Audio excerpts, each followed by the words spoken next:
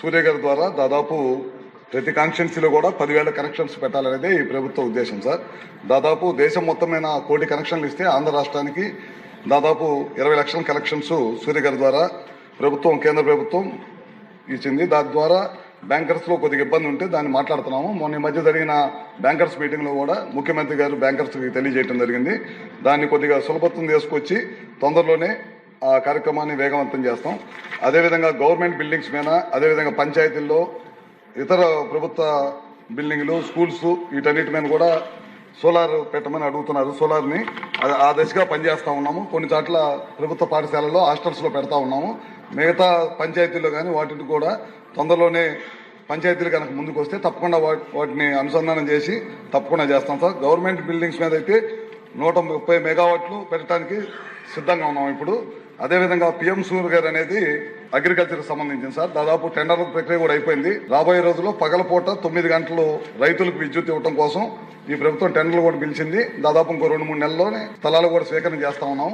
ముఖ్యంగా ఎస్సీ ఎస్టీలకి ఏ విధమైన ఆర్థిక ఇబ్బంది లేకుండా ప్రభుత్వమే, డిస్కంలే ఆర్థికంగా మేమే తీసుకొని తద్వారా ఎస్సీ ఎస్టీలకు పగలపూట పూర్తిగా వాళ్ళకి 200 యూనిట్స్ తక్కువ ఉండే వాళ్ళందరికీ కూడా ప్రభుత్వమే సోలార్ రూఫ్ టాప్ వాళ్ళకి తీసుకొచ్చి ఏ విధమైన ఇబ్బంది లేకుండా చేయాలనేది ఈ ప్రభుత్వ లక్ష్యం. అదేవిధంగా ఎమ్మెల్యే రాధాకృష్ణ గారు, అట్లానే కృష్ణప్రసాద్ గారు ప్రభుత్వం సంబంధించి కొన్ని ఇబ్బందులు ఉన్నాయి.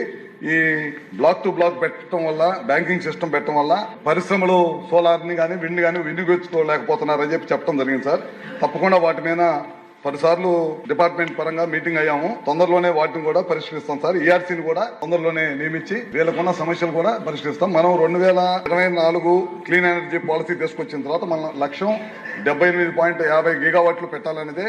సోలార్ కానీ, విండ్ కానీ, పిఎస్పీలు కానీ, బ్యాటరీ సిస్టమ్ కానీ ఇవన్నీ తీసుకురావాలి. గడిచిన ప్రభుత్వం గడిచిన 14 నుంచి 19 దాకా చంద్రబాబు నాయుడు గారి ప్రభుత్వంలో దాదాపు 9 గిగావాట్లు విండ్ కానీ, సోలార్ కానీ తీసుకొచ్చాము. తర్వాత వచ్చిన ప్రభుత్వాలు దీన్ని నిర్వీర్యం చేయడం వల్ల రాష్ట్రానికి చాలా ఇబ్బందులు వచ్చి పెట్టుబడిదారులందరూ కూడా ఈ రాష్ట్రం వదిలి పారిపోవాల్సిన పరిస్థితి వచ్చింది. దాని ద్వారా చాలా పెద్ద ఎత్తున ఈ రాష్ట్ర విద్యుత్ వ్యవస్థ మీద భారం పడింది. ఈ ప్రభుత్వం వాళ్ళు చేసిన తప్పుడు విధానాల వల్ల మనం బరువు మోస్తా ఉన్నాము. తప్పకుండా ఇవన్నింటిని కూడా పరిగణనలోకి తీసుకొని, ఎమ్మెల్యే గారు చెప్పిన అన్ని కూడా తీసుకొని తప్పకుండా బ్యాంకింగ్ సిస్టమ్ కానీ, లేకపోతే రియల్ టైమ్ మానిటరింగ్ కానీ ఇట్లాంటివి కూడా తొందరలోనే పరీక్షిస్తామని సభ ద్వారా ఎమ్మెల్యేలకు చెప్తున్నాం.